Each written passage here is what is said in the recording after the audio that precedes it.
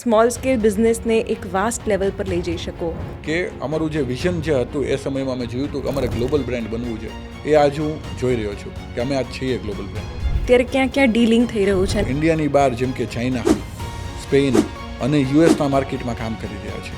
એક સ્મોલ ટાઉનમાંથી બહુ ચેલેન્જિંગ બની જતું હોય છે કે દિલ્હી કાર્ટલ કહો કે મુંબઈ કાર્ટલ કહો, એ લોકો એમના વેન્ડર્સનું આખું માર્કેટ, એમાં તમને અંદર એન્ટર ન થવા દે અને BIS દ્વારા સર્ટિફાઈડ પ્રોડક્ટ જ આપણે લેવી જોઈએ. એ પ્રોડક્ટ ખરાબ થવાથી કોઈ માણસને હાનિ નહીં થાય, પણ સરકાર માન્ય હોવી તો જરૂરી જ છે. નકર આગળ જઈને આપણી માટે હાનિકારક છે. આ બધી પ્રોડક્ટ્સ કે આ બધા સાઉન્ડ નુકસાનકારક છે, તો હજી એના પર જે એકદમ કડકાઈથી પગલાં લેવા જોઈએ એ કેમ નથી લેવાતા અને ક્યાં અટકી રહી છે આ વાત? કે જે લોકો આ બધી વસ્તુઓ લઈ એની સિસ્ટમમાં નાખી એનું સાઉન્ડ વધારે ફાસ્ટ વગાડવા માટે થઈને, કોમ્પિટિશન કરવા માટે થઈને આ વસ્તુ યુઝ કરી રહ્યા છે. એરપોડ્સને સાંભળવાનો એક જે વોલ્યુમનો લેવલ હોય છે એ પણ ક્યાંક લોકોની જાગૃતતા માટે કે અવેરનેસ માટે એ પણ ધ્યાનમાં રાખવું ખૂબ જ જરૂરી છે, કારણ કે એ પણ કાનને નુકસાન કરતું હોય છે. કે ગવર્મેન્ટ સર્ટિફાઈડ નથી પ્રોડક્ટ અને જે લારીમાં એમાં વેચાઈ રહી છે, તો એ લોકો માટે ખૂબ જ હાનિકારક છે, ના લેવી જોઈએ. એટલે ભવિષ્યમાં આપણે બીજા દેશો પર ડિપેન્ડન્સી ઘટી જશે. જ્યાં સુધી સિલિકોન વેફર્સ ભારતમાં બનતા નહીં થાય ત્યાં સુધી ભારતમાં ચિપ્સ માર્કેટ ડેવલપ થવું થોડું અઘરું દેખાય છે મને. અમેઝિંગ સાઉન્ડ એક્સપિરિયન્સ આજના યુથને મળે કે જે કોન્સર્ટ લવર્સ છે, તો એવું કંઈક એનલેબ્સ વિચારી રહ્યું છે અથવા તમારા માઇન્ડમાં કંઈક એવા થોટ્સ ચાલતા હોય તો એ વસ્તુ ઉપર અમે કામ કરી રહ્યા છીએ અને 99% અમે લોકો એ વસ્તુ એચીવ કરી ચૂક્યા છે. એનલેબ્સથી એનબઝ કેવી રીતે એનબઝ એનલેબ્સથી અલગ છે? જે પ્રોડક્ટ તમને ઇયરફોનની અંદર તમે લાઈવ એને સાંભળો છો એવો અનુભવ આપે, તો આ માઇન્ડસેટથી અમે લોકોએ એનબઝની શરૂઆત કરી. ક્યાંક એવા સ્કેમ પણ થતા હશે? જ્યારે અમે લોકોએ એ બધી આવી સરસ બ્રાન્ડ્સના પ્રોડક્ટો ખોલીને જોયું ને, ત્યારે અમને જોઈને આશ્ચર્ય થયું. અત્યાર સુધી ઇન્ડિયામાં કોઈ એવો ગ્લોબલ મેન્યુફેક્ચરર નથી કે જે ગ્લોબલ સ્ટેન્ડર્ડથી પ્રોડક્ટ બનાવતું હોય આપણી છે. અને ભારતની બહાર પણ આજ મેડ ઇન ઇન્ડિયા અને એમાં મહુવા લખાઈને થાય છે.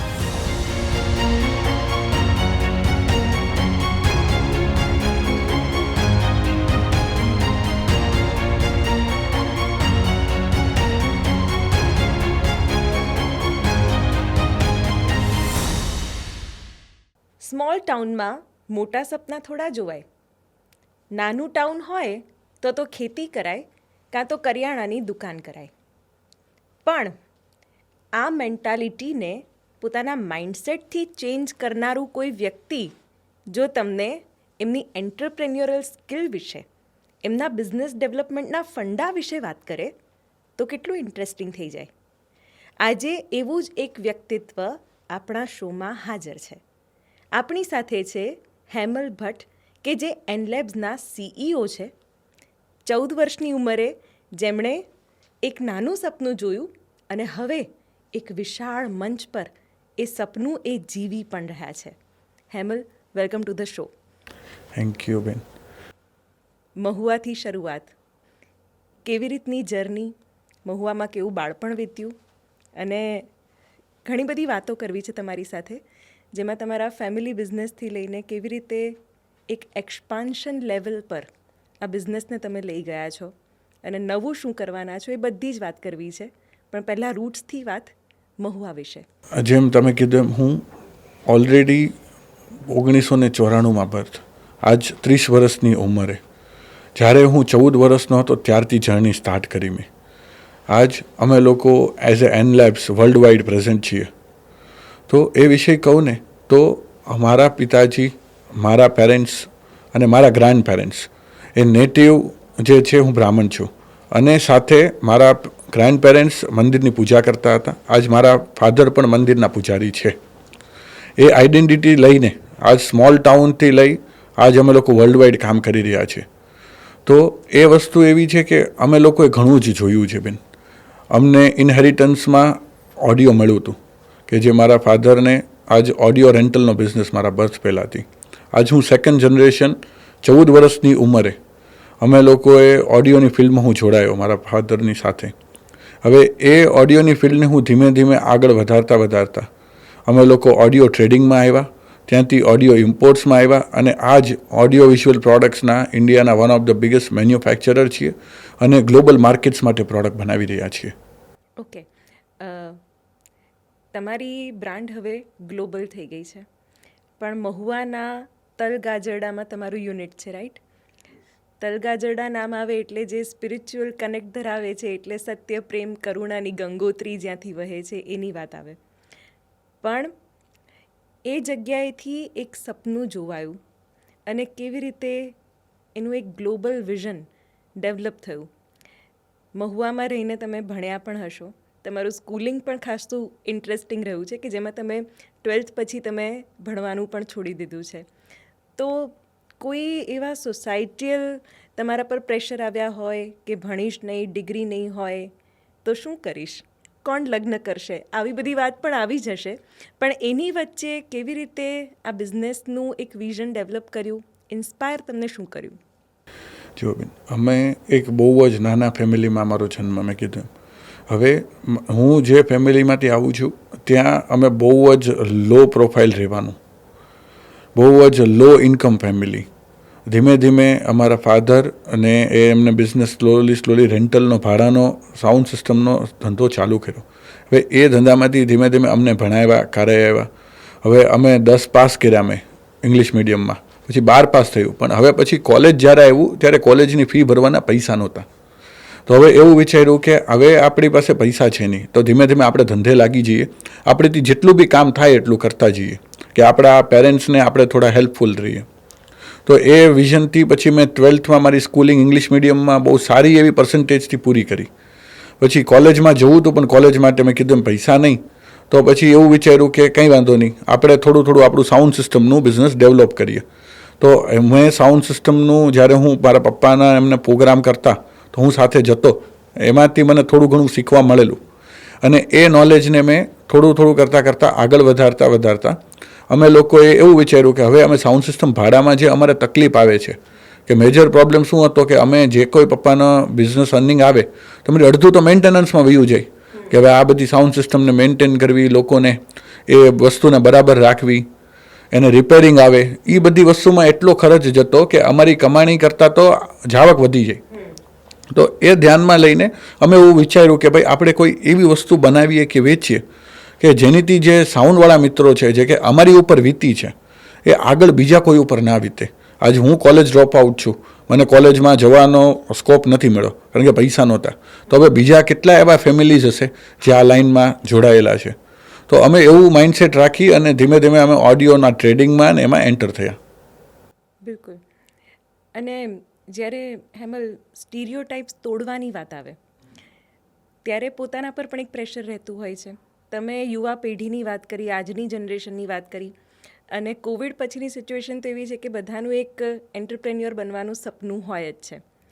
તો એનલેબ્સની જર્ની સાથે કનેક્ટ કરીને તમારો એક એક્સપિરિયન્સ એવી રીતે કહો કે શું કરવું જોઈએ, શું ક્લેરિટી હોવી જોઈએ તમારા મગજમાં, જેથી કરીને તમે એક સ્મોલ સ્કેલ બિઝનેસને એક વાસ્ટ લેવલ પર લઈ જઈ શકો. એટલે તમારી એક એન્ટરપ્રેન્યોરલ જર્ની વિશે પણ અમારા દર્શકોને વાત કરો.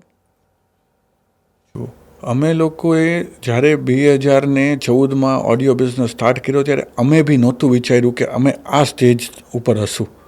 તો જર્નીમાં કહું તો 2014માં અમે લોકો ઓફિશિયલી સેલ્સમાં આવ્યા, ટ્રેડિંગમાં. હવે 2014થી અમે લોકો 2015-16માં એક સારી એવી ફોરેનની બ્રાન્ડ છે બ્રાઝિલની, એના અમે લોકો કમ્પોનન્ટ્સ ઇન્ડિયામાં ઇમ્પોર્ટ કરીને વેચતા હતા. જે વસ્તુ મેં 2019 સુધી સરસ રીતે કર્યું. પણ 2019માં અમને એવું થયું કે હવે હું આ વસ્તુ તો કરું છું, પણ હું ફોરેન ઉપર ડિપેન્ડન્સી ક્યાં સુધી, હું બહારના લોકો કે બહારની કંપની ઉપર હું ક્યાર સુધી ડિપેન્ડન્ટ રહીશ.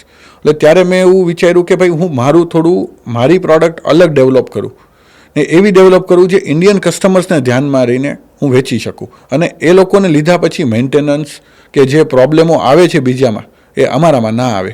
તો એ વિઝનથી અમે લોકો એનલેબ્સને ચાલુ કર્યું. આજ 21 જૂન 2019માં અમે લોકોએ વર્લ્ડ મ્યુઝિક ડેના દિવસે એને રજિસ્ટર કરી કંપનીને, અને અમે એ વિઝનથી લાગી ગયા કે આપણે કંઈક એવી પ્રોડક્ટ બનાવી છે જેનીથી આખી ઇન્ડસ્ટ્રી ગ્રો થાય, ખાલી અમારો ગ્રોથ નહીં, ઇન્ડસ્ટ્રીનો ગ્રોથ થાય. એ અમે માઇન્ડસેટ લઈ અને 2019માં સ્ટાર્ટ કર્યું. હવે ત્યાર પછી જેમ તમે જાણો છો કોવિડ આવ્યું, કોવિડના ટાઈમમાં અમે લોકોએ અમારી પૂરી મહેનત જે છે રિસર્ચ અને ડેવલપમેન્ટ ઉપર લગાડી, કારણ કે અમને બધા જ રિસોર્સિસ એ સમયમાં મળી ગયા. કારણ કે બધા જ ફ્રી હતા તો અમને ટોટલ રિસોર્સિસ મળ્યા, અમે એને યુટિલાઇઝ કર્યા. અને જ્યારે 2021ના એન્ડમાં પ્રોપર માર્કેટ ને ઇકોનોમી સ્ટેબિલાઇઝ થઈ ઇવેન્ટની, ત્યાર સુધીમાં અમારી પાસે એવી પ્રોડક્ટ્સ હતી કે જે આખા ઇન્ડિયામાં નહીં, વર્લ્ડ વાઇડ અમે લોકો માર્કેટ કરી શકીએ અને વેચી શકીએ. બસ અમે એક જ વસ્તુ જોયું છે કે અમારું જે વિઝન જે હતું એ સમયમાં અમે જોયું હતું કે અમારે ગ્લોબલ બ્રાન્ડ બનવું છે. એ આજ હું જોઈ રહ્યો છું કે અમે આજ છીએ ગ્લોબલ બ્રાન્ડ. બિલકુલ. અત્યારે ક્યાં ક્યાં ડીલિંગ થઈ રહ્યું છે અને કેવી રીતની અત્યારની સ્થિતિને તમે જોઈ રહ્યા છો? કારણ કે અત્યારે એન લેબ્સ ક્યાં છે, જો એન લેબ્સના CEO તરીકે તમે કહો તો? અત્યારે બેન છે ને, અમે લોકો એવું જોઈએ છીએ કે અત્યાર સુધી 2023 સુધી અમે લોકો ઇન્ડિયામાં મેન્યુફેક્ચરિંગ કરતા હતા. 2023માં અમે ભારતના સૌથી મોટા એમ્પ્લીફાયરના નિર્માતા બન્યા. હવે એ કરતાં કરતાં હવે હાલ અમે લોકો 2025 આજે આપણે જોઈ રહ્યા છીએ, તો એ સમયમાં અમે લોકો ઇન્ડિયાની બહાર જેમ કે ચાઇના, સ્પેન અને યુએસના માર્કેટમાં કામ કરી રહ્યા છીએ. અને હજી અમે લોકો ઈસ્ટ એશિયા અને મિડલ ઇસ્ટ જે છે એની ઉપર ફોકસ કરી રહ્યા છે કે આવતા 5 વર્ષમાં અમે લોકો ગ્લોબલી બધા જ કન્ટ્રીઝમાં અવેલેબલ હોઈએ. બહુ વિશાળ કોમ્પિટિશન છે. તમે જે પ્રોડક્ટમાં છો એમાં તો મોટા મોટા હાથી અત્યારે પગ જમાવી જ ચૂક્યા છે. એન લેબ્સ કઈ રીતે નવું છે? તમે તમારા જ એક માર્કેટિંગ ફંડામાં એવું કહી રહ્યા છો, અધર્સ રીબ્રાન્ડ વેન એન લેબ્સ રીઇન્વેન્ટ્સ. કેવી રીતે આ કોન્ફિડન્ટલી તમે કહી શકો છો અને એનું પ્રૂફ શું કે યુ આર યુનિક? અમે લોકો છે ને આ પોતે પ્રોડક્ટ ડિઝાઇન કરીએ છીએ સ્ક્રેચમાંથી. પ્રોડક્ટને અમે લોકો ડેવલપ કરીએ છીએ. ડેવલપ કરી અમે જેનું ટેસ્ટિંગ એવી રીતના કરીએ છીએ કે જે માર્કેટમાં ટેસ્ટ થાય પ્રોડક્ટ. ત્યારબાદ એ ટેસ્ટિંગમાં જે કોઈ ખામીઓ છે એ ખામીઓ સોલ્વ કરીએ. પાછી પ્રોડક્ટ રીટેસ્ટિંગમાં જાય. રીટેસ્ટિંગમાં જઈને જ્યારે પ્રોડક્ટ ફિનિશ થાય ત્યારે એ પ્રોડક્ટ જે છે એને અમે એવી રીતના ડિઝાઇનિંગમાં ધ્યાન દેતા હોઈએ છીએ કે લોકોને જ્યારે એ પ્રોડક્ટ એ યુઝ કરે તો એની અંદર જે લાગેલા કમ્પોનન્ટ્સ હોય એ જેનેરિક હોય, કે જ્યારે ક્યારે બી એમનીથી પ્રોડક્ટ ખરાબ થાય, કારણ કે ઇલેક્ટ્રોનિક વસ્તુ છે આજની તો 10 વર્ષ પછી ખરાબ થવાની છે, તો જ્યારે એ વસ્તુ ખરાબ થાય ત્યારે એ સમયમાં પણ એ ઇઝીલી રિપેર થઈ શકે. સાથે અમારી જે પ્રોડક્ટ છે ને એ પ્રોડક્ટ બધાની જ છે, એવું નથી અમારી એકની પ્રોડક્ટ છે વર્લ્ડમાં, પણ બધાની પ્રોડક્ટમાં અને અમારી પ્રોડક્ટમાં ફરક એક જ છે બેન, કે એ અમારી જે પ્રોડક્ટ છે એ પ્રોડક્ટમાં અમારો અનુભવ સાથે છે. જે અમે ગ્રાઉન્ડ લેવલ ઉપર જે અમે મહેનત કરી છે, જે અમે દિવસો જોયા છે અને જે અમે લોકો એ સમયમાં વગર કોઈ રિસોર્સિસ છે અને ઓછા પ્રોડક્ટ જે અમે લોકો ઇવેન્ટો પૂરી કરી છે, એનો જે અમારો અનુભવ છે આજ અમારી પ્રોડક્ટમાં છે. એ અમને છે ને પ્રોડક્ટને ઇનોવેટિવ બનાવે છે, અમારો એક્સપિરિયન્સ. બિલકુલ. તમે જે રીતે તમારા એક રૂટ્સની વાત કરી કે આવી રીતે અમે લોકોએ રેન્ટલ ઓડિયોથી શરૂઆત કરી, અત્યારે પણ ઘણા બધા બિઝનેસ આવી રહ્યા છે માર્કેટમાં. હું પોતે પણ એક એન્ટરપ્રેન્યોર છું, મારું પણ એક સ્ટાર્ટઅપ લેવલે એક કામકાજ મેં શરૂ કર્યું છે. પણ તમે કેવી રીતે એનલેબ્સને સ્ટેજ બાય સ્ટેજ એને વર્ગીકૃત કહીએ આપણે તો એ કરો છો કે ક્યારે એનો સ્ટ્રગલિંગ ફેઝ હતો, ક્યારે એક સ્ટેબિલિટી, કઈ રીતે માર્કેટિંગ, સેલ્સ, અકાઉન્ટ્સ, ઓપરેશન્સ આ બધાને તમે કોઓર્ડિનેટ કરીને એક કહી શકાય કે એક સ્ટેબલ સ્ટેટસ પર તમે આવ્યા, એના વિશે પણ વાત કરો. એની પણ જર્ની ખૂબ જ ઇન્ટરેસ્ટિંગ છે.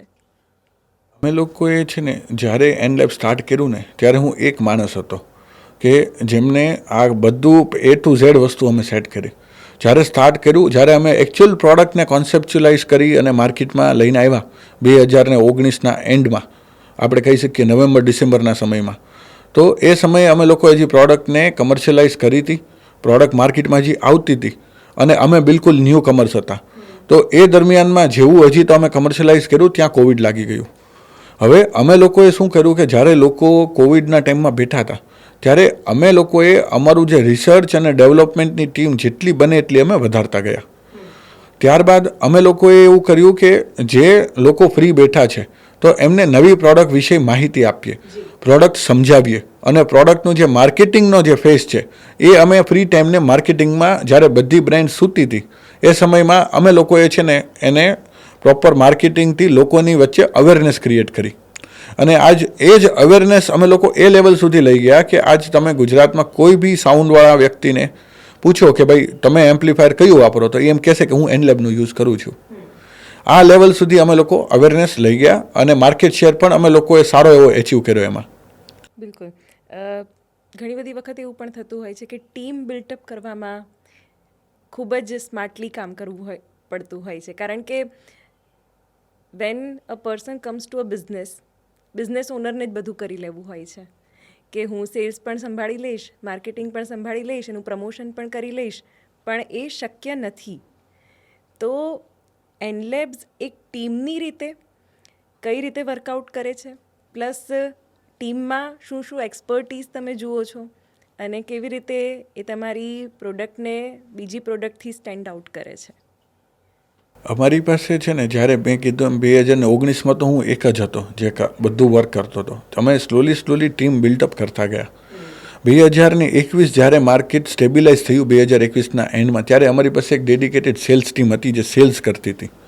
ત્યારબાદ જ્યારે 2022 આવ્યું કે જ્યારે માર્કેટ ફૂલ ફ્લેજ હતું, ત્યારે અમે લોકોએ બધા જ ડિપાર્ટમેન્ટલ વાઇઝ અને corporate structure wise work start કર્યું, જેમાં રિસર્ચ એન્ડ ડેવલપમેન્ટ ટીમ છે, જેની અંદર માર્કેટિંગની એક ડેડિકેટેડ ટીમ છે, એક ડેડિકેટેડ ટીમ એવી છે જે સોશિયલ મીડિયા અને તમારી વેબસાઇટ્સ ને એ બધું જોવે છે, એક ટીમ છે જે માત્ર ગ્રાફિક્સનું વર્ક કરે છે, અને એક ટીમ એવી છે જે સપોર્ટ અને આફ્ટર સેલ સર્વિસ જોવે છે.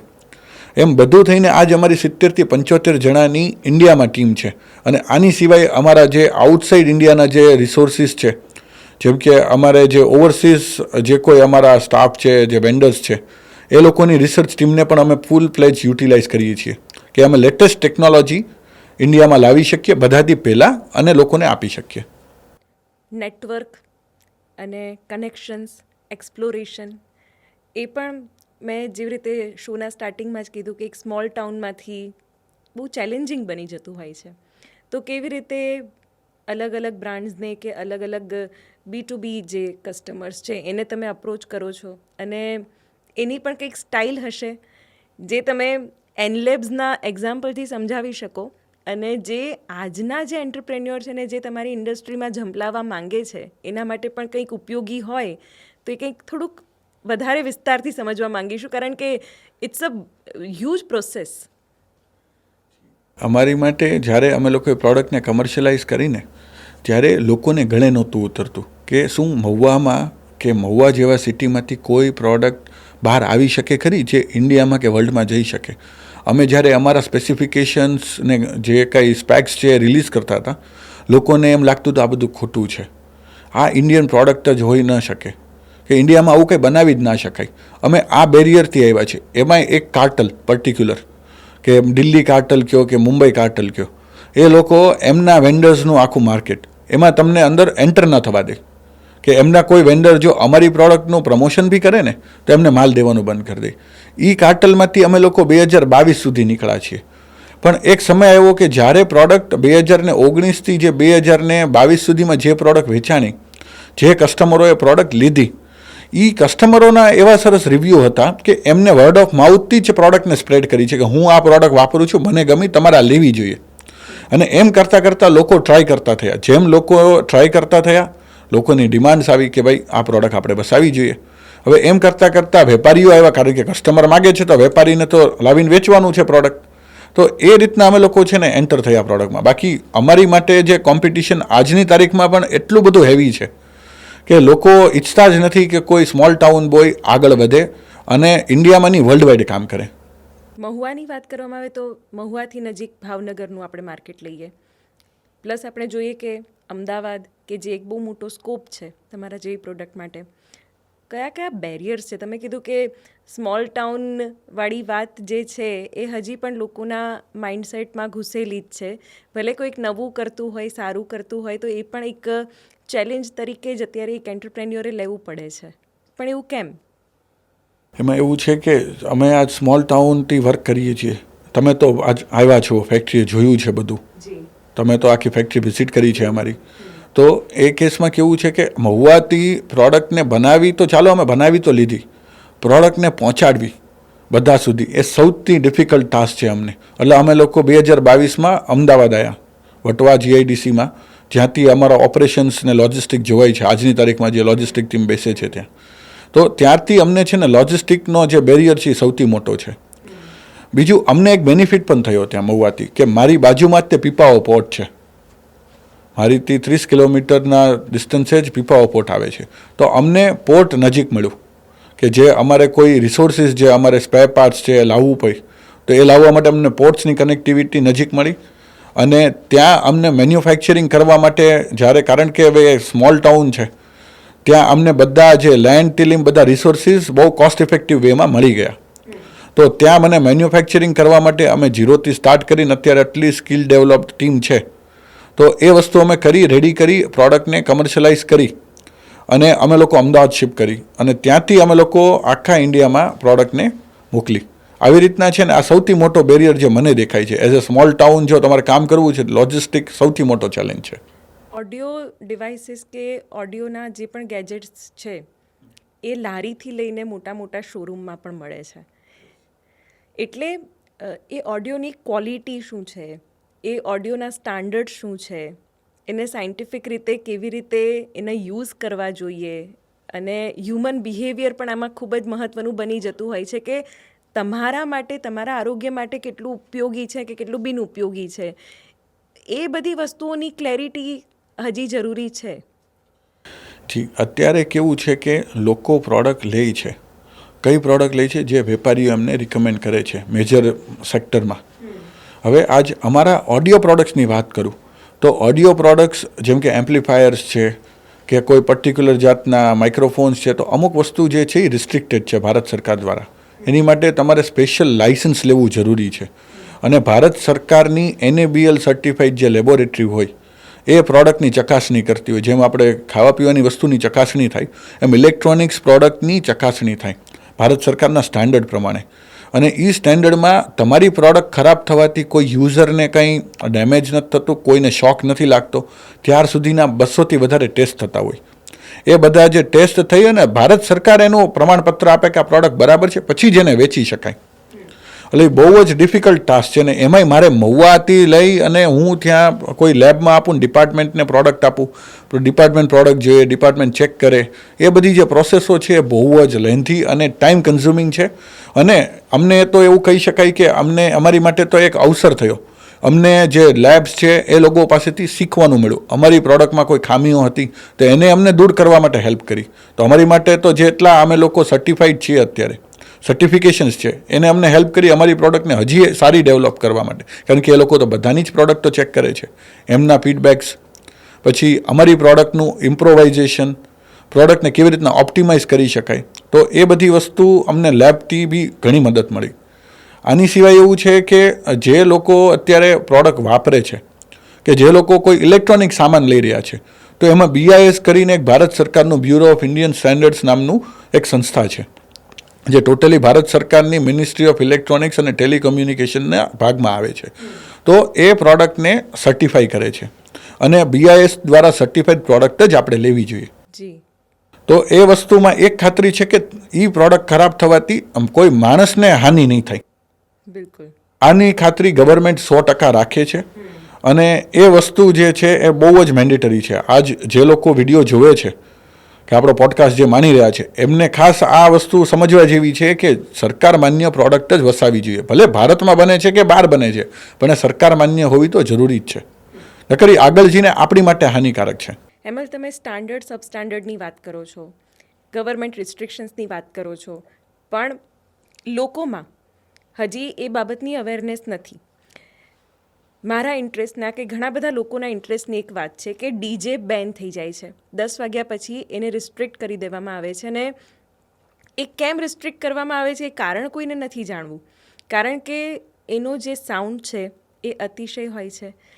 ક્યારેક ક્ષણિક બહેરાશ જેવી પણ તમને ફિલિંગ આવતી હોય છે. એટલે ક્યાંક જે સરકાર દ્વારા રિસ્ટ્રિક્શન્સ મૂકવામાં આવ્યા છે એ પબ્લિકના ઇન્ટરેસ્ટમાં, પબ્લિકના સ્વાસ્થ્યને ધ્યાનમાં રાખીને જ મૂકવામાં આવ્યા છે. પણ સવાલ એ છે કે જો આ બધી પ્રોડક્ટ્સ કે આ બધા સાઉન્ડ નુકસાનકારક છે, તો હજી એના પર જે એકદમ કડકાઈથી પગલાં લેવાવા જોઈએ એ કેમ નથી લેવાતા અને ક્યાં અટકી રહી છે આ વાત? જો આમાં વસ્તુ એવી છે કે ભારત સરકારની લિમિટ છે. બધા જ સ્ટેટમાં પોતપોતાની ડેસિબલ્સની સાઉન્ડની લિમિટ છે. એ લિમિટથી વધારે સાઉન્ડ ન જવું જોઈએ અને એની માટેની સરકારી ગાઈડલાઇન્સ છે અને અમે તો એ બધી જ ગાઈડલાઇન્સ ફોલો કરીએ છીએ. પણ હવે વાત રહી ક્યાં અટકે છે, તો એક પ્રોડક્ટ છે જેને કહેવાય છે, અમારી લેંગ્વેજમાં કહેવાય છે પ્રેશર મીડ.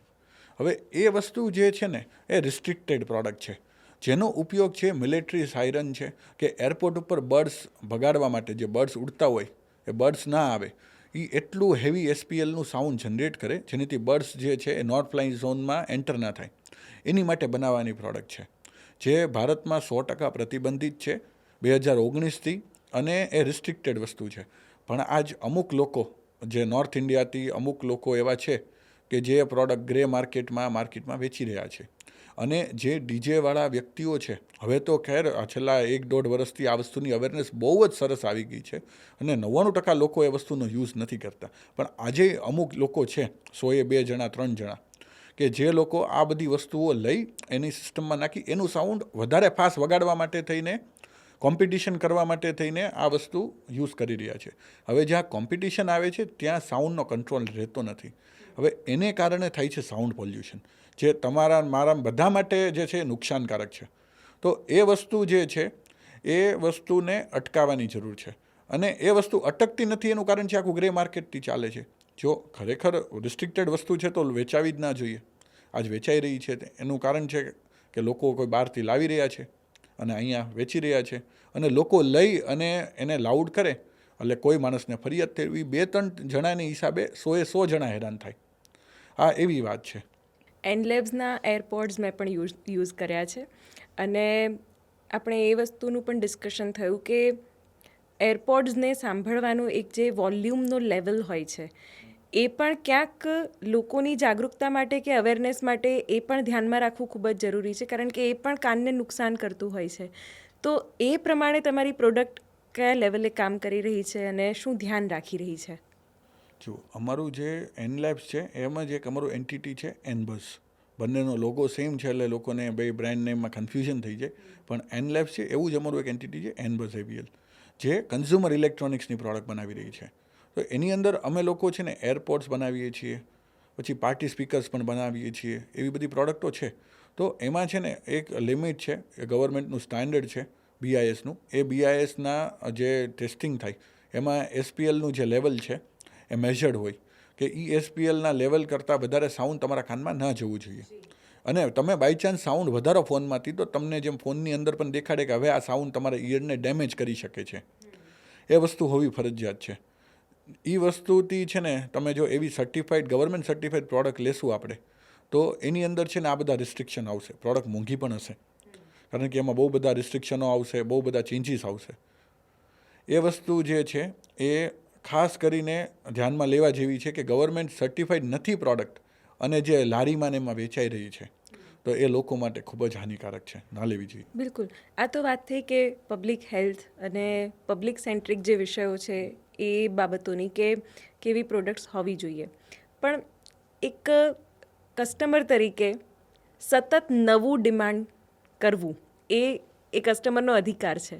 તો કેવી રીતે તમે તમારી પ્રોડક્ટને સતત ઇનોવેટિવ, એમાં કંઈક ક્રિએટિવ ફીચર્સ એડ કરીને કે કંઈક નવા ઇનોવેશન સાથે કે આઈડિયા સાથે તમે એને પ્રેઝન્ટ કરો છો, અને એ કેટલું ચેલેન્જિંગ છે અને કેવી રીતે તમે એને ફૂલફિલ કરો છો, એ વિશે પણ જાણવા માંગીશું. જો નવું જોવે છે કસ્ટમરને, એ વાત ફેક્ટ છે. આજે અમારા પ્રો ઓડિયોમાં હોય કે કન્ઝ્યુમર ઓડિયોમાં હોય, નવું બધાને જ જોવે છે અને લેટેસ્ટ ટેકનોલોજી જોવે છે. હવે ભારતમાં રહીને પ્રોડક્ટ બનાવીને એટલે એક સૌથી મોટો ગેપ છે ઇકોસિસ્ટમમાં આપણી પ્રોડક્ટની, મેન્યુફેક્ચરિંગની. કારણ કે ભારત છે ને હવે છેલ્લા 10 વર્ષથી સ્ટાર્ટઅપ ઇન્ડિયાથી ધીમે ધીમે મેન્યુફેક્ચરિંગ ગ્રો કરી રહ્યું છે. હજી ગ્રોન અપ નથી. આખી ઇલેક્ટ્રોનિક્સની ઇકોસિસ્ટમ બનતા હજી 10 વર્ષ થશે. તો હવે જ્યાં સુધી આખી ઇકોસિસ્ટમ તમારા દેશમાં તમારી પાસે એક્સેસિબલ નથી, જેમ કે આજ હું તમને દાખલા તરીકે કહું તો સેમિકન્ડક્ટર, એના વેફર્સ, હવે તો ધીમે ધીમે સેમિકન્ડક્ટર્સ બનતા થઈ ગયા છે ઇન્ડિયામાં, હજી વેફર્સ નથી બની રહ્યા. જેમ વેફર્સ બનશે એના એમ એ પ્રોડક્ટ નવી ભારતમાં ઇનોવેટ થશે.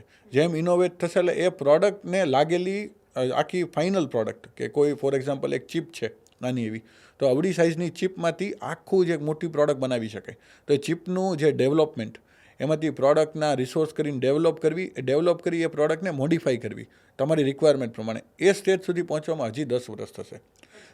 પણ આજ અમે લોકો છે ને એવી ટ્રાય કરીએ છીએ કે જે ઓડિયોમાં નવું આવે એ વસ્તુ લેટેસ્ટ ટેકનોલોજી ઇન્ડિયામાં નથી તો ઇન્ડિયાની બહાર US, ચાઇના કે ઓસ્ટ્રેલિયાથી એ સેમ ટેકનોલોજી એનીથી કાંઈ સારું બેટર કરી ઇન્ડિયામાં લાવી રીડેવલપ કરીએ અને કસ્ટમરને અમે આજની તારીખમાં આપી રહ્યા છીએ. બિલકુલ. એક યુવા એન્ટરપ્રેન્યોર તરીકે તમારો વિચાર બહુ જ સારો છે. આ સેમી કન્ડક્ટર, એના પર થોડીક એક ચર્ચા કરવી છે, કારણ કે અત્યારે એની ડિમાન્ડ પણ સખત છે અને જે ભવિષ્યના વિઝન સાથે એને અત્યારે ડેવલપ કરવામાં આવી રહ્યું છે, પર્ટિક્યુલરલી ઇલેક્ટ્રોનિક્સની ઇન્ડસ્ટ્રીની વાત કરવામાં આવે તો એ કેટલું રેવોલ્યુશનરી એક પગલું બની શકે છે ભવિષ્યમાં અને કેટલું ઉપયોગી થઈ શકે છે.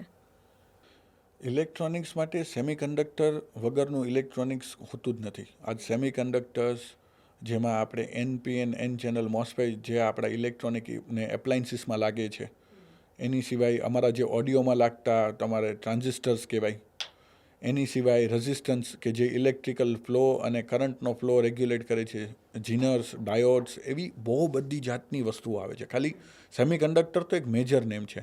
માઇનર નેમમાં જઈએ તો એની અંદર માઇક્રોચિપ્સ છે, પ્રોસેસર્સ છે, ICs છે, પછી ઇન્ટિગ્રેટેડ કંટ્રોલર ચિપ આવે એવું છે, એમાં SMD, SMT એવી બહુ બધી જાતની વસ્તુઓ લાગે છે અંદર. જે ટેકનિકલ ટર્મ્સમાં આપણે વાત કરીએ ને તો આખો દિવસ ઓછો પડે. બિલકુલ. એટલે ભવિષ્યમાં આપણે બીજા દેશો પર ડિપેન્ડન્સી ઘટી જશે અને ઇન્ડિયા જ એક મોટું હબ બની જશે, એવી જે વાત કરવામાં આવે છે એ કેટલી ફળીભૂત થશે? ભારત સરકાર એટલો સરસ પ્રયત્નો કરી રહી છે, જે આપણે આજ ગયા વર્ષે હું સેમિકોન ઇન્ડિયામાં બી વિઝિટ કરી મેં અને હું ત્યાં ગયેલો અને અમે જોયા છે ઇનોવેશન સેમિકન્ડક્ટર્સ માટે. આજે આપણા ગુજરાતમાં સેમિકન્ડક્ટર બની રહ્યા છે, જેમ કે સુરત છે, ત્યાં મોટા મોટા સેમિકન્ડક્ટર ચિપ્સના પ્લાન્ટ બની રહ્યા છે અને એ લોકો પ્રોડક્શન પણ કરી રહ્યા છે, એટલે બહુ સારી વાત છે. પણ હજી સિલિકોન વેફર્સ માટે ભારતમાં હજી તકલીફ છે. એ જ્યાં સુધી સિલિકોન વેફર્સ ભારતમાં બનતા નહીં થાય ત્યાં સુધી ભારતમાં ચિપ્સ માર્કેટ ડેવલપ થવું થોડું અઘરું દેખાય છે મને. ઓકે. ઘણી બધી વસ્તુઓ નવી નવી થઈ રહી છે, પણ અમુક બિઝનેસીસ ઘણા બોરિંગ થઈ જતા હોય છે. તમે પણ એક એ પ્રક્રિયામાંથી નીકળી ચૂક્યા છો, કારણ કે તમારા ફાધર જે વસ્તુ કરતા હતા એને તમારે એવી ને એવી આગળ નથી લઈ જવી. તો અત્યારે તમારા બિઝનેસમાં કે તમારી ઇન્ડસ્ટ્રીમાં એવા બોરિંગ બિઝનેસીસ કેટલા અને એમાં હવે નવીનતાની શું જરૂર છે? અત્યારે જેમ મેં કીધું એમ અમે લોકો રેન્ટલ કંપની હતા. આજ અમે 2020 સુધી મેં પોતે રેન્ટલ કંપનીમાં કામ કર્યું છે અને હું આગળ લઈ ગયો. પણ કોરોના પછી તો જેમ બધા જાણે છે ઇવેન્ટ બંધ થઈ ગયા અને પછી ઇવેન્ટ પછી હવે અમે લોકોએ સ્કોપ ઓફ વર્ક ચેન્જ કર્યું, એટલે અમે લોકો થોડા વધારે ડેવલપ થયા. હવે હાલ અત્યારે કેવું છે કે અમારી ઇન્ડસ્ટ્રીની અંદર લોકોને ટેકનોલોજી જોઈએ છે. લોકોને હવે એવું જોઈએ છે કે આપણે મોબાઈલ ફોનથી પ્રોડક્ટને વાપરી શકીએ, વાયર લગાડ્યા વગર આપણે જે છે પ્રોડક્ટને આખી જે છે પ્રોગ્રામ કરી શકીએ, સેલ કરી શકીએ, કન્ફિગર કરી શકીએ અને ઇઝ ઓફ વર્કિંગ. કે આજ સાઉન્ડવાળા માણસને કેવું હોય કે આજે એમને પ્રોગ્રામમાં જવાનું છે, દાખલા તરીકે એમને સાંજના 6 વાગ્યાના સંગીતનો પ્રોગ્રામ છે મેરેજમાં અને એ બપોરના 12 વાગે જે છે લગ્ન ગીતનો પ્રોગ્રામ પતાવીને આવી રહ્યો છે, તો એને 12 વાગે પ્રોગ્રામ ફિનિશ થાય ત્યારથી પૂરું કરીને 6 વાગ્યામાં સાંજે 6 વાગે બીજો પ્રોગ્રામ એને ચાલુ કરવાનો છે. તો એ દરમિયાનમાં એનો સમય ટ્યુનિંગ, ટેસ્ટિંગ અને બેલેન્સિંગમાં ના બગડે, તો એ જે સમય એનો બચે, જે એનો મેન પાવર બચે અને જે ઇઝીલી કામ થઈ શકે, એની ઉપર અમે લોકો વર્ક કરી રહ્યા છીએ અત્યારે, જે બીજી કોઈ બિઝનેસીસ નથી કરી શકતા હાલ અને કરવા માટે ઈચ્છે પણ છે, કારણ કે એમની પાસે પોતાનું કંઈ મેન્યુફેક્ચરિંગ નથી, રીબ્રાન્ડેડ પ્રોડક્ટ્સ છે, એટલા માટે એ લોકો આગળ નથી વધી રહ્યા. બિલકુલ. એક ખૂબ જ સરસ તમે તમારા એક્સપોઝમાં ને એ બધામાં કરતા હોવ છો, એક એક્સપિરિયન્સ ઝોન. એ એક્સપિરિયન્સ ઝોન શું છે? કારણ કે ઘણા બધા નામાંકિત લોકો ત્યાં આવે છે, સાઉન્ડ ટેસ્ટિંગના બધા એક્સપેરિમેન્ટ્સ થતા હોય છે. કેવી રીતે એનો રિસ્પોન્સ તમને મળી રહ્યો છે અને આ આઈડિયા કેવી રીતે મગજમાં આવ્યો? અમે લોકો છે ને બધા જ એક્ઝિબિશન્સમાં પાર્ટિસિપેટ કરીએ છીએ ઇન્ડિયામાં અને ગ્લોબલી. હવે પ્રોબ્લેમ એવો થાય છે કે ત્યાં વસ્તુ મેં મૂકી છે મારી, જેમ કે મેં મારું કોઈ સ્પીકર બનાવેલું મેં ત્યાં મૂક્યું છે, પણ હવે સ્પીકર જ્યાં સુધી લોકો અવાજ ના સાંભળે ત્યાં સુધી એમને કેમ ખબર પડે કે મારી પ્રોડક્ટમાં શું નવું છે, કે એને મારી પ્રોડક્ટ શું કામ લેવી જોઈએ? તો આ ચેલેન્જ અમને ઠેઠ સુધી આવતો હતો, કારણ કે અહીંયા કોઈ બી એક થ્રેડ શો હોય તો એમાં સાઉન્ડ વગાડવાની તો મનાઈ હોય, લોકો તો વાતચીત કરતા હોય. તો અમને લોકોને એક એવું થયું, તો અમે છે ને એ માટે જે ઓર્ગેનાઇઝર હતા એક્સપોના, એમને અમે રિક્વેસ્ટ કરી કે તમે આવું કંઈ તમે વિચારો. તો અમને એક પર્ટિક્યુલર જગ્યા આપી પાર્કિંગમાં, એક મસ્ત ડોમ બનાવીને કે તમે આ જગ્યા છે, તમે આ જગ્યાની અંદર સાઉન્ડ સિસ્ટમ તમારી વગાડી શકો. તો અમે એ વસ્તુને એક સ્ટેપ આગળ લઈ ગયા. અમે સાઉન્ડ સિસ્ટમ તો વગાડી જેમ બધા જ વગાડતા હતા, પણ અમે લોકોએ એક એક્સપિરિયન્સ ઝોન ક્રિએટ કર્યું. કેવી રીતના કે ત્યાં મારી સાઉન્ડ સિસ્ટમ લગાડેલી છે, ત્યાં નામાંકિત બધા આપણા કલાકારો ઇન્ડિયાના જે ટોપ નોચ આર્ટિસ્ટો છે પરફોર્મ કરી રહ્યા છે, અને એ પ્રોડક્ટ ઇન્ડસ્ટ્રીના લોકો સાંભળી રહ્યા છે, ઓડિયન્સ નહીં.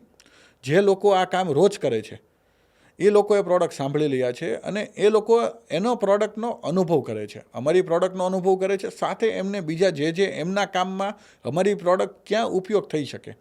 એટલે એવું એક આખું વાતાવરણ અમે ક્રિએટ કરવાની ટ્રાય કરી છે, અને અમે હજી પણ કરી રહ્યા છીએ બધી અલગ અલગ જગ્યાએ. બિલકુલ. હવે કોન્સર્ટ કલ્ચરની આખી વાત કરીએ તો જો એ કોન્સર્ટ કલ્ચર જે હજી પણ ભારતમાં એટલા અલગ લેવલનું નથી. આપણે કોલ્ડ પ્લેની વાત કરીએ તો હજી પણ ભારતમાં એવા બેન્ડ્સની ક્યાંક આપણને કમી મહેસૂસ થાય, પણ એવા સમયે જો એક અમેઝિંગ સાઉન્ડ એક્સપિરિયન્સ આજના યુથને મળે કે જે કોન્સર્ટ લવર્સ છે, તો એવું કંઈક એનલેબ્સ વિચારી રહ્યું છે, અથવા તમારા માઇન્ડમાં કંઈક એવા થોટ્સ ચાલતા હોય? જી, અમે લોકો છે ને કોન્સર્ટ માટે બહુ જ સરસ સાઉન્ડ સિસ્ટમ ડેવલપ ઓલરેડી કરી છે, જે ઓલરેડી કમર્શિયલાઇઝડ છે, અને નવરાત્રિના સમયથી 2023થી એ ઓલરેડી લોકો વાપરી રહ્યા છે, અને ધીમે ધીમે અત્યારે અવેરનેસ આવી રહી છે, લોકો એમાં ઇન્વેસ્ટ પણ કરી રહ્યા છે. પણ અત્યાર સુધી એવું કલ્ચર હતું કે ફોરેનની બ્રાન્ડ્સ, ફોરેનની સાઉન્ડ સિસ્ટમ અને ફોરેનના બેન્ડ્સ સાથે એ લોકો સાંભળતા હતા. પણ હું એવું કહીશ કે ભાઈ, ફોરેનના જે બ્રાન્ડ્સ છે ને એ તો એકવાર કોન્સર્ટ કરીને વયા જાય છે. આપણા બોલિવૂડના આર્ટિસ્ટો છે તો રોજ કોન્સર્ટ કરે છે. આજે આપણે ગુજરાતમાં જોઈએ તો દર સિટીમાં રોજ એકાદો કંઈક ને કંઈક પ્રોગ્રામ હોય છે. આજે ડાયરાઓ થઈ રહ્યા છે, અત્યારે હવે આપણે જોઈએ તો સિટિંગ પ્રોગ્રામ્સ થઈ રહ્યા છે ગઝલના ને એના, તો એ એક જાતનો કોન્સર્ટ જ છે ને. તો એમાં પણ સારો અનુભવ, જે ઓલી કરોડો રૂપિયા ખર્ચીને જે સાઉન્ડ સિસ્ટમ લોકો લાવીને જે અનુભવ આપવાની ટ્રાય કરે છે, એ જો આપણા ભારતમાં બનેલી એનીથી સારી વસ્તુ અને લોકોને એનીથી સારો સ્ટુડિયોમાં બેઠા હોય એવો અનુભવ લાઈવમાં આપે, તો એ વસ્તુ ઉપર અમે કામ કરી રહ્યા છીએ, અને 99% અમે લોકો એ વસ્તુ એચીવ કરી ચૂક્યા છે. બિલકુલ. આઈ એમ શ્યોર કે તમે આવી બધી વસ્તુઓ ઘણું બધું તમે તમારી રીતે ઇન્ટરનલ સર્વેસ પણ કરતા હશો. તમારા આમ જોઈએ તો ટાર્ગેટ ઓડિયન્સ કે જે ટાર્ગેટ ગ્રુપ છે, જો યંગસ્ટર્સની વાત કરીએ તો એ લોકો શું ડિમાન્ડ વધારે કરતા હોય છે, એ લોકોને શું જોઈએ છે, કેવી ક્વોલિટી જોઈએ છે? કારણ કે આજકાલ તો ભલે વર્ક ફ્રોમ હોમ કરતા હોય તો પણ એરપોર્ટ્સ નાખીને સાંભળતા સાંભળતા કામ કરવાનો ટ્રેન્ડ છે. જોગિંગ કે વોકિંગ કરવા કે જીમ વર્કઆઉટમાં પણ લોકો કંઈકનું કંઈક સાંભળતા સાંભળતા કામ કરતા હોય છે. શું ડિમાન્ડ હોય છે, અને કેવી રીતે એને તમારી ઇન્ડસ્ટ્રી, તમારો બિઝનેસ, તમારી પ્રોડક્ટ એને ફૂલફિલ કરવા માટે પ્રયત્ન કરે છે? આમ જોઈએ ને તો કન્ઝ્યુમર, જે અમારો કન્ઝ્યુમર સેગમેન્ટ છે બિઝનેસનો, કે જેમાં એરપોર્ટ્સ છે, તો એની માટે શું છે કે ટ્રેન્ડ્સ બહુ જ જલ્દી ચેન્જ થાય છે. અત્યારે ટ્રેન્ડ્સ સુપર ફાસ્ટ કહી શકાય ચેન્જ થાય, કે લોકોને જીમ માટે જાય ત્યારે એ લોકો એરપોર્ટ્સ પહેરીને બેસે છે. એક વર્ગ એવો છે જેમને લેપટોપ પર પોતાનું વિડીયો કોન્ફરન્સિંગ કરવું છે, અને એક વર્ગ એવો છે જેને ઇન્સ્ટાગ્રામની રીલ જોવી છે. તો આ ત્રણેય વર્ગ માટે અમારી પાસે અલગ અલગ પ્રોડક્ટો છે, જે અમે ઓલરેડી અત્યારે વેચી રહ્યા છે. પણ ભારતમાં જોઈએ ને તો ભારતમાં બે પ્રકારની ઓડિયન્સ છે, જેમ મારું માનવું છે, જે હું જોઈ રહ્યો છું, કે એક એવું વર્ગ છે જે ફૂલ્લી સોફિસ્ટિકેટેડ છે, અને એ બ્રાન્ડના નામથી જ જાય છે, અને એક એવું વ્યક્તિ છે જેમને બ્રાન્ડ લેવી છે પણ બ્રાન્ડને એફોર્ડ નથી કરી શકતા, પણ એને બ્રાન્ડ કરતાં સારો કે બ્રાન્ડ જેવો અનુભવ જોઈએ છે. એ લોકો આપણી ઇન્ડિયન પ્રોડક્ટ્સ વધારે પ્રિફર કરતા હોય છે. તો એવી રીતના ધ્યાનમાં બે ઓડિયન્સને આપણે જો સ્પ્લિટ કરીએ ને, તો આજ મેજોરિટી લોકો એવા છે કે જેને છે ને સારી સાઉન્ડ સિસ્ટમ લેવી તો છે, પણ કારણ કે ઓલી બધી બ્રાન્ડ્સ બહુ જ કોસ્ટલી છે, લોકો લઈ નથી શકતા. એનું અલ્ટરનેટિવ આજ એનબઝ અને એનલેબ્સ બનીને ઊભું છે, બંનેમાં, કન્ઝ્યુમરમાં અને પ્રોફેશનલ ઓડિયોમાં પણ. સતત ક્વોલિટી ઇમ્પ્રોવાઇઝેશન માટે શું પ્રોસેસ થતી હોય છે તમારે ત્યાં? અમે લોકો છે ને, જો પ્રોફેશનલમાં વાત કરીએ ને, તો અમે લોકો અલગ અલગ જે સાઉન્ડ સિસ્ટમો અમે જેને વેચી છે એની અંદરના પ્રોગ્રામિંગ્સ, એ માણસે એમાં શું ચેન્જ કર્યો મિક્સરમાંથી કે જે ઓડિયોમાંથી, કે જેનીથી એનો અવાજ વધારે હજી સ્ટેન્ડ આઉટ થયો, એ લોકોના ફીડબેકને લઈ અમે પ્રોડક્ટને ઓપ્ટિમાઇઝ કરતા હોઈએ છીએ. આ વાત રહી પ્રોફેશનલ ઓડિયોની. જ્યારે કન્ઝ્યુમર ઓડિયો આવે છે તો ત્યાં કેવું છે કે પ્રોડક્ટ એક જ છે તમારી પાસે, તમે પ્રોડક્ટનું સ્વરૂપ બદલાવો છો, look and feel, colour change કરો, લોકોના ક્લોથ સાથે મેચિંગ થાય એવું કંઈ કરો. ને સેકન્ડ વસ્તુ છે કે એનો સાઉન્ડનો ટોનલ ક્વોલિટી. તો એક વર્ગ એવો છે જે યંગ વર્ગ છે, જેન્ઝી કહીએ આપણે જેને, એ લોકોને બહુ હેવી બેઝ જોઈએ, કે તમારે આમ કાનની અંદર એટલું હેવી બેઝ હોય કે એને એમ લાગે કે એ કોન્સર્ટમાં બેઠા છે. તો એવા ફિલિંગ માટેના જે ડ્રાઈવર્સવાળા એરપોર્ટ્સ છે, કે એ એરપોર્ટને હજી એવું ફિલિંગ માટે અમે કેવી રીતના કરી શકીએ, તો એની ઉપર એક કોન્સ્ટન્ટ અમારી પ્રોસેસ ચાલતી હોય છે. અને એ એવું છે કે એવું નથી થવાનું કોઈ દિવસ કે આજે એ પૂરી થઈ ગઈ, એ કન્ટિન્યુ રનિંગ રહેવાની જ છે.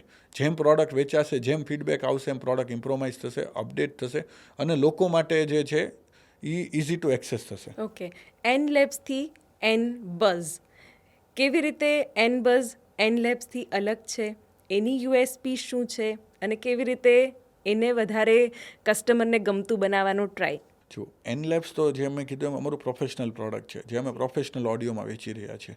હવે અમને લોકોને એવું થયું કે આજ લોકો અમારી એન લેબ્સની પ્રોડક્ટ તો લે છે, પછી અમે લોકો બી એરપોર્ટ્સ આજ બધી બ્રાન્ડ્સના આપણે યુઝ કરતા હોઈએ, તો એ એરપોર્ટ્સની અંદરની અમુક ખામીઓ, એની ડ્યુરેબિલિટીઓ, અને એક થોડીક એમ કહેવાય ને કે એક સસ્તી પ્રોડક્ટને માર્કેટિંગ કરીને મોંઘી વેચવાની જે ટેકનિક લોકોની છે, એ વસ્તુને ધ્યાનમાં રાખીને અમને એવું થયું કે આપણે આજ અમારો આટલા વર્ષનો અનુભવ છે ઓડિયો બેલેન્સિંગમાં, રિસર્ચમાં અને લાઈવ સાઉન્ડનો, તો હું એવી પ્રોડક્ટ બનાવું જે પ્રોડક્ટ તમને ઇયરફોનની અંદર તમે લાઈવ એને સાંભળો છો એવો અનુભવ આપે.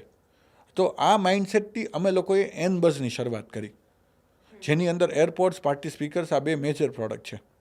તો એની અંદર કેવું છે કે તમે જ્યારે અમારા એરપોર્ટ્સ યુઝ કરો છો તો તમને છે ને એક અલગ સાઉન્ડનું ફિલિંગ આવે.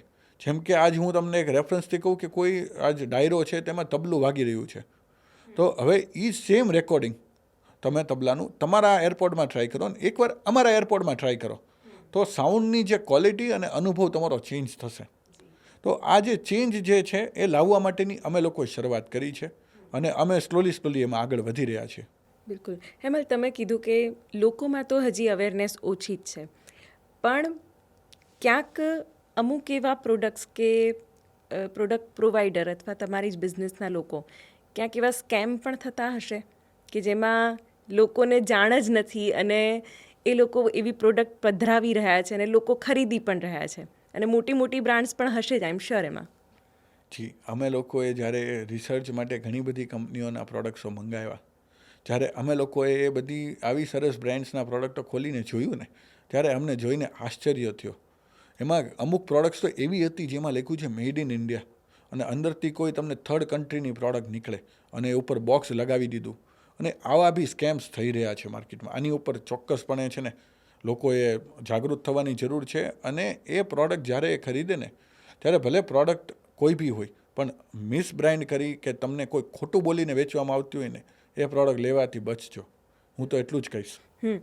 હવે આવા સિનારીઓમાં ટકવું કેટલું ચેલેન્જિંગ? જો એ બધા તો એવા બ્રાન્ડ્સ છે કે જેની પાસે વેન્ચર કેપિટલિસ્ટના અબજો રૂપિયા પડ્યા છે, જે પૈસા બગાડી રહ્યા છે આપણા પબ્લિકના, ઇન્વેસ્ટરોના, અને એ કોઈ બી ભાવમાં તમને પ્રોડક્ટ પધરાવી રહ્યા છે, અને એ જે પૈસો આવે છે એ વિદેશ જઈ રહ્યો છે આપણી પાસેથી, વિદેશી બ્રાન્ડ પાસે પૈસા જઈ રહ્યા છે.